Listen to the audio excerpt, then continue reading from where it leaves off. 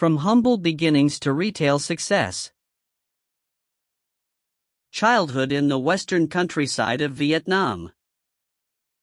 Nguyen Thanh was born in a small village in the Mekong Delta, in southern Vietnam. His hometown was a land of lush rivers and rice fields, known for the bustling markets and the hospitality of its people. Like many rural families, Thanh's family depended on the land for their livelihood. They owned a small plot where his parents planted rice and vegetables, hoping to earn enough for their 3 children to go to school.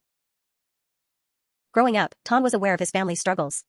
His parents worked from dawn to dusk, but the income was unstable, dependent on unpredictable weather and market prices. Thanh often helped his parents on the farm after school, working alongside them as they harvested rice or sold vegetables at the local market. Despite their hard work, their lives remained difficult, and Thanh witnessed the toll it took on his parents. This planted the seeds of ambition in him from a young age. He dreamed of someday finding a way to improve his family's life and even give back to his community. Education and dreams of a different life. In school, Thanh was a curious and driven student. He excelled academically, and his teachers noticed his natural leadership skills and sharp business instincts. But education wasn't a straightforward path for Thanh.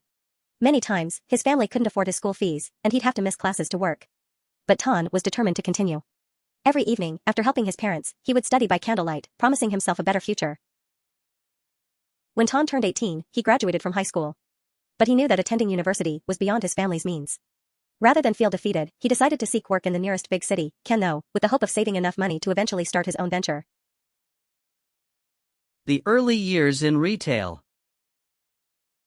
When Thanh arrived in Can Tho, he found his first job at a small, local grocery store. The store was nothing grand, just a few shelves stocked with everyday necessities.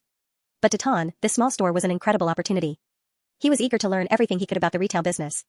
Thanh paid close attention to how the store owner managed inventory, negotiated with suppliers, and served customers. Over time, Thanh started to understand what made the store successful: reliable products, fair prices, and a deep respect for customers. Thanh soon proved himself invaluable to the owner. He was organized, attentive, and always found ways to increase sales. Customers loved him for his kindness and honesty, and Thanh began to realize that retail could be more than just a job. It could be a way to connect with people, to bring value into their lives, and to help build a stronger community. The first attempt, a small shop in Can Tho. After 5 years of working at the grocery store and saving every dong he could, Thanh decided it was time to try opening his own shop. He rented a small space and set up a modest convenience store in Can Tho. It was a simple setup, some shelves stocked with essentials like rice, oil, spices, and snacks. Thanh used the knowledge he had gained to keep his store clean, organized, and welcoming. He even painted the walls in bright colors to make it more inviting. At first, business was slow.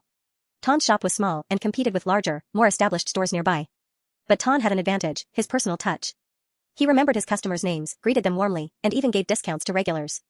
Word spread, and soon his shop became known for its friendly atmosphere and Thanh's trustworthiness.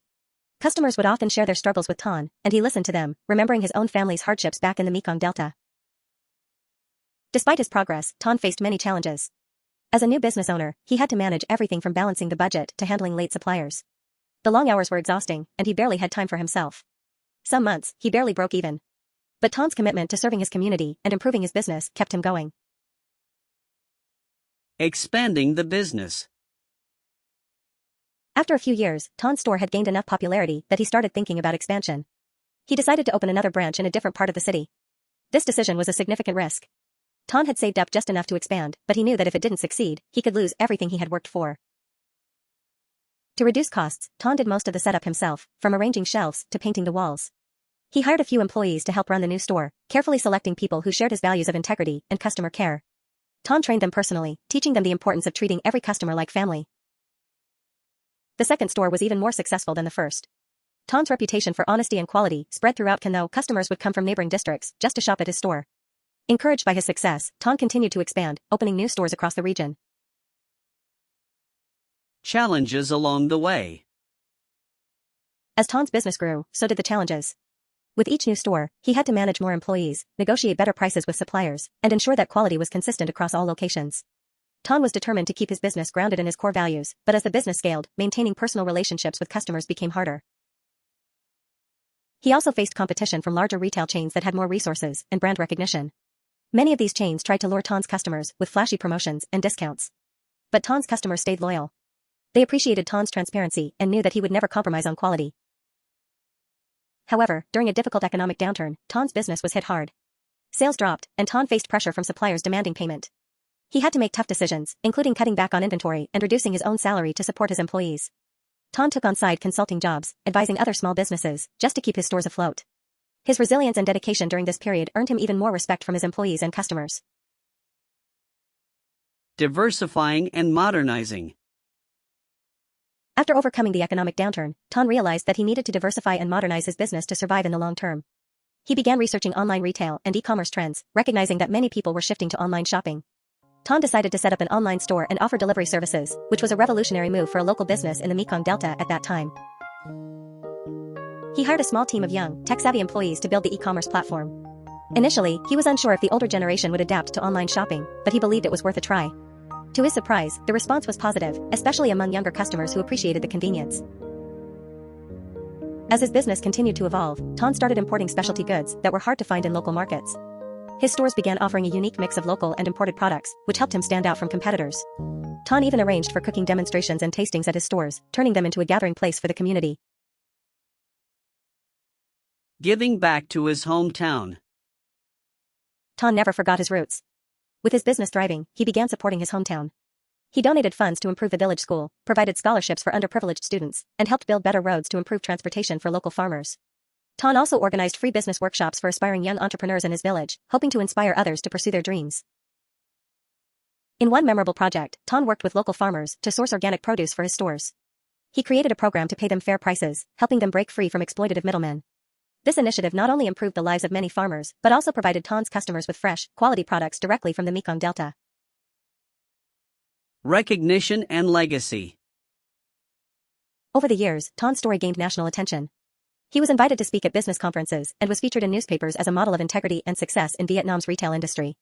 His message was simple but powerful: success isn't just about profits, it's about lifting others and giving back.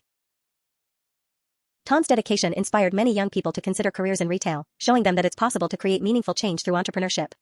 He had come full circle, from a boy helping his parents at a local market to a business owner making a difference in the lives of many. A vision for the future. Looking to the future, Ton dreams of expanding his business further and creating a network of retail stores that remain true to his original vision: honesty, quality, and community. He wants to open vocational training centers for young people in rural areas, teaching them practical skills to help them find stable jobs or start their own businesses. Ton believes that entrepreneurship can be a force for good, and he's committed to proving that a business grounded in ethics can succeed on a national scale.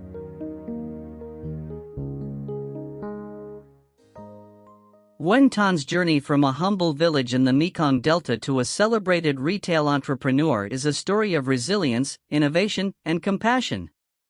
His life shows that with determination and an unwavering commitment to one's values, anyone can overcome their circumstances and create a lasting impact.